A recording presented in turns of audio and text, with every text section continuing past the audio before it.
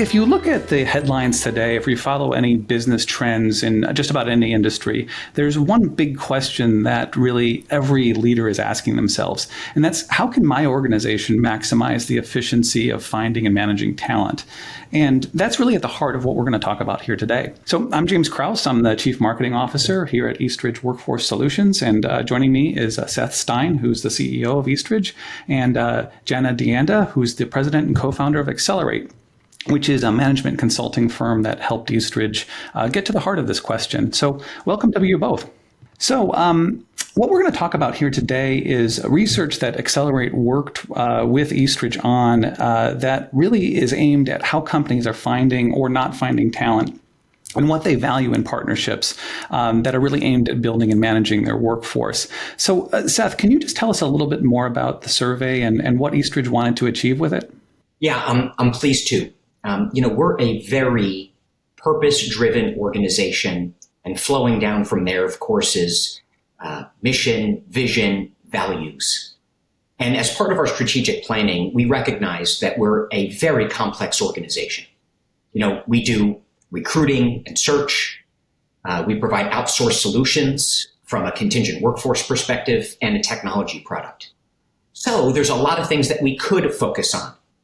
And our board, who referred Jana and Excelerate to us, had talked about the power of the clarity and the focus. And those firms that have the most relevant and up-to-date data will win. And so in order for us to invest our time and our resources, we really wanted to get to the heart of the matter in terms of where we can have the biggest impact for our clients and therefore our organization. And this market research really helped us focus in a big time way. Jana, can you just highlight for us, what is the importance of this kind of research? I know you do a lot of this for other clients. What's the value of it for companies like Eastridge? Yeah, of course. So when Seth and his team called us in, we really understood that there was a strategic planning effort undergoing that could benefit from really strong data-backed conclusions, which is the business that we're in.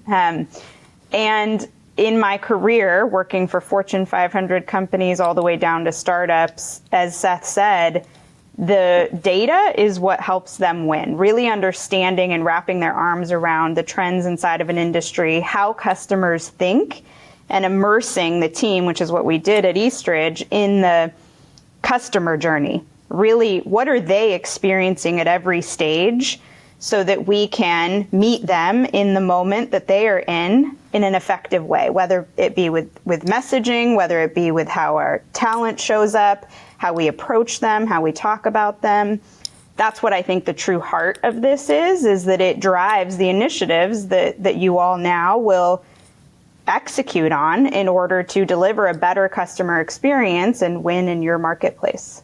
At Eastridge, we found internally, and Jana's team also did a poll survey interviews with our internal team. We are extremely passionate about being the most comprehensive workforce solutions provider because of all the services that we provide. Additionally, we're 100% employee owned, and we love that. And interestingly enough, those didn't necessarily register with our prospects and clients as to reasons why they would reach out to a firm or Eastridge in particular. So when you think about what we focus on, what we invest on, what we communicate to the world, there was actually a little bit of a disconnect. And so that was an embarrassing, but very validating data point, and really justified the outcomes that we achieved with Jana and her firm. Yeah, well, let's talk a little bit more about, what were some of the big points that we learned from the survey. Seth, you kind of highlighted there, like what we learned wasn't important. What is important to our customers and to others looking for our services? Well, what's interesting is we came up with, 25 different variables, maybe even more, of what we thought and what our market research before the surveys, competitor analysis, industry surveys said could be important. And what it came down to was quality of talent, quality of service, not finding qualified candidates, needing specialized recruitment support, and in some cases, quantity of candidates. And those were head and shoulders above other variables as to what resonates with clients and prospects and what they need from us today.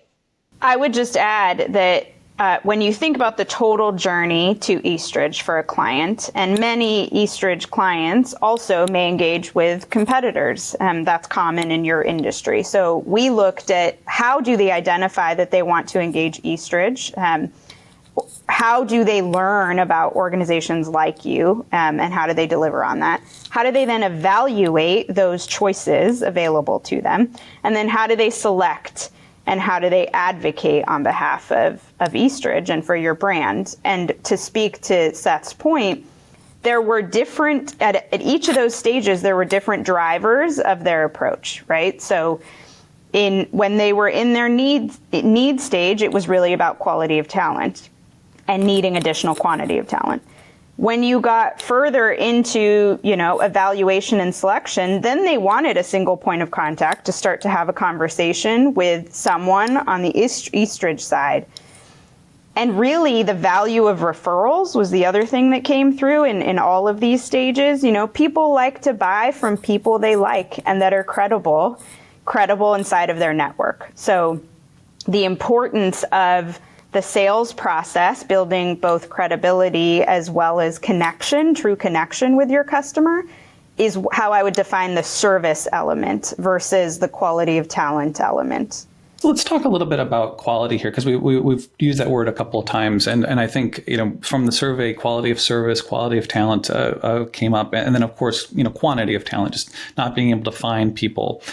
How are those things intertwined in our business? Because in some ways, they sound like the same thing. Isn't, delivering great talent about delivering great service and sort of vice versa? I'm going to take a little contrarian view here, right? Because yes, they can be intertwined, but not necessarily. I think for a long time, Eastridge prided itself on the quality of talent that we deliver. And our clients have raved about it. They've said that our associates who show up for work on a contract basis require 50% less training because of our vetting process. We've been able to extend retention by as much as 300%, and we've been able to increase productivity, in some cases doubling productivity in 12.5% less time. And so we're thinking, yeah, we are delivering. But then we move on to the next requisition and the next requisition. And I think what I should have realized, and what we certainly realize, is that the service element, the partnership, the anticipation of needs, the thought leadership, being future focused, are all things that matter. We think we are.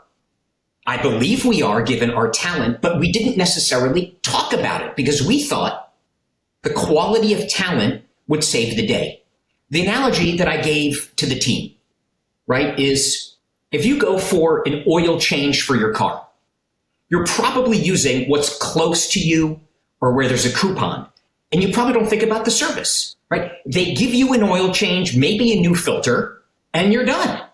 But what matters is the service. Do they offer tire rotation? Do they leave the car clean? Is there a premium cup of coffee, right? So the quality of service matters, and the delivery of the actual service, in our case, the talent, in the other example, the oil change, it's expected. You don't get a high five for that. That's what you're paying for us to deliver. And so we've worked really hard on creating a single point of contact, client success managers to deliver that quality of service in a unique and differentiated way. And that has been amazing for us. I would just add, from a positioning perspective, your clients, your existing clients, already recognize this as a strength of yours. That came through very clearly.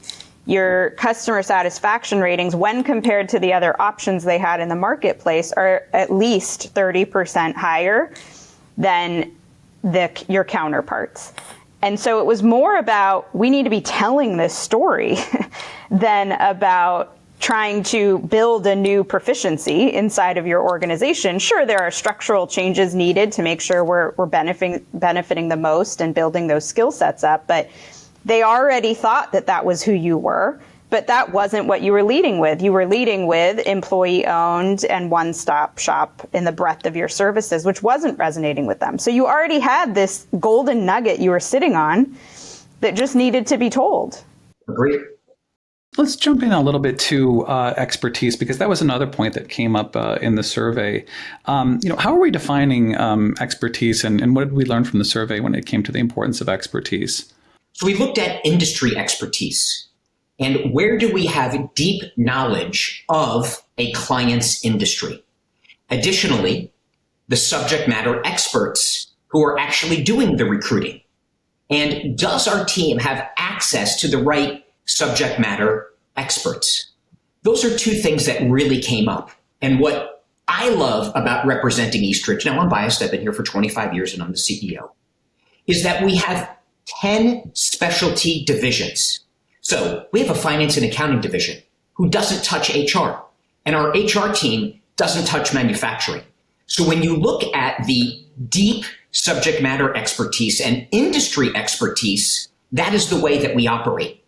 What gets me really going, and let's focus on our legal team, is we have paralegals, former paralegals who are now doing the recruiting. And that subject matter expertise and their credentials, I think, is a huge differentiator. And you can see that across our organization. So that's what we need to focus on, and that's what we are focused on. Jana, you've worked with a lot of clients in a lot of industries. I'm just curious, were there any surprises for you in terms of, Eastridge or this industry that came up from the survey? I think the opportunity to generate more benefit for your clients and from your clients was really clear, meaning this is an industry where multiple vendors are common, but truly you sit above the rest in their own, from their own mouths, right? In their own words. And so if you're able to build awareness around the services that you offer across multiple departments and functions, the opportunity for Eastridge in its growth strategy is massive. You don't have to go get thousands of new clients to meet your growth goals. You actually have the buyers inside of your walls that want to buy more from you because they value the expertise and the quality of service that you provide. That was not necessarily surprising, but like a really compelling conclusion because it's so easy to act upon. So I just want to ask the question, how is Eastridge going to use this survey moving ahead? Yeah, there's two things that really come to mind. Number one, from that quality of service, the partnership that kept on being referenced. It's clear that our clients want a single point of contact. Because when you look at our organization and how complex it is, how do you navigate the different services that we provide? And so we've added a layer called Client Success Manager who will serve primarily, as we'll call it, a concierge or air traffic controller. So they'll have one point of contact from a service perspective and yet still get to capitalize on the depth of our team's experience at the recruitment level and at the industry level. So that's number one. Number two, and again, a little perhaps embarrassing, but a huge aha. I think our team had jumped in initial conversations and tried to solve a problem when either us or the person we're talking to had not qualified what the need is. So we want to kind of help our clients facilitate that process. We'll call it the buyer's journey. And I think starting with, here's what we've heard from buyers. What's most important to you? And then really sculpt something rather than guessing which of the 25 variables might really resonate. And I think that experience will be really, really helpful both internally and in particular for our clients. So those are the big takeaways for me.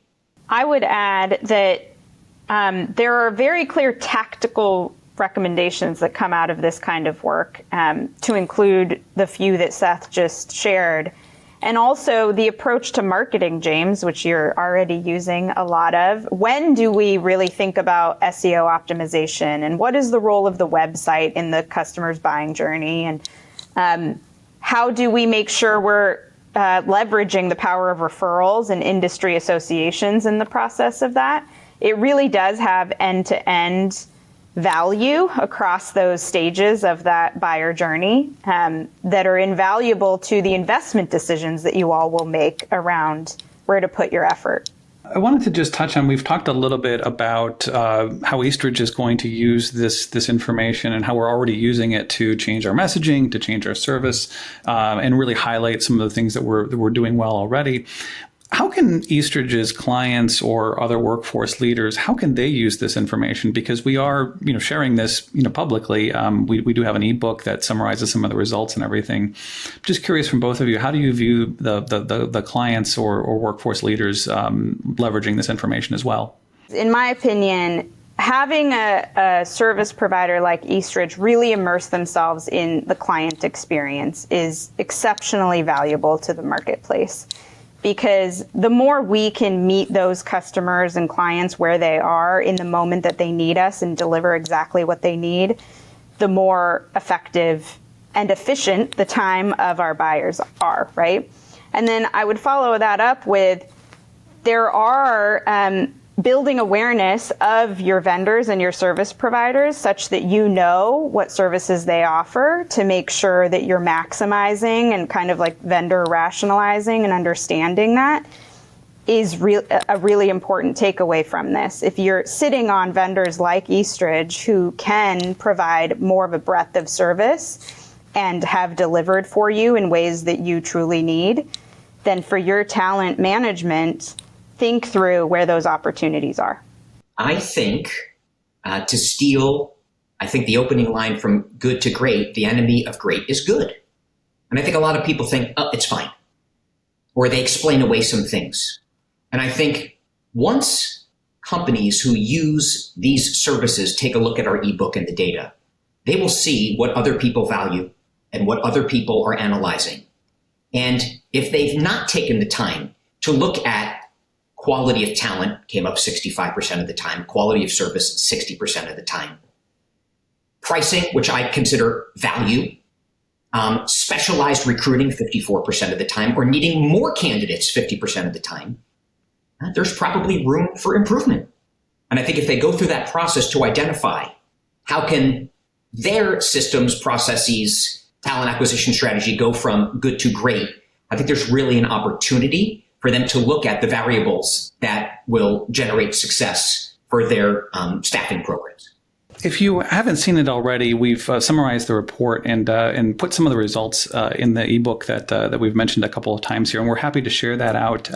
We'll drop a link in some of the details below and let you know how to get that ebook. I think that as we're having these conversations with customers about the survey, it really is highlighting, they're in good company in terms of some of the things that they've done are not working, and there are some solutions you can bring to the table that will work. It just takes a different strategy, maybe a different partner. So Seth, Jana, thanks so much for the great conversation. It was really terrific to learn more about this survey. Thanks for the opportunity, James. And again, I can't thank Jana and the Accelerate team enough for really giving us a playbook on how we can go from, we'll call it good to great. So I'm really thankful for the experience.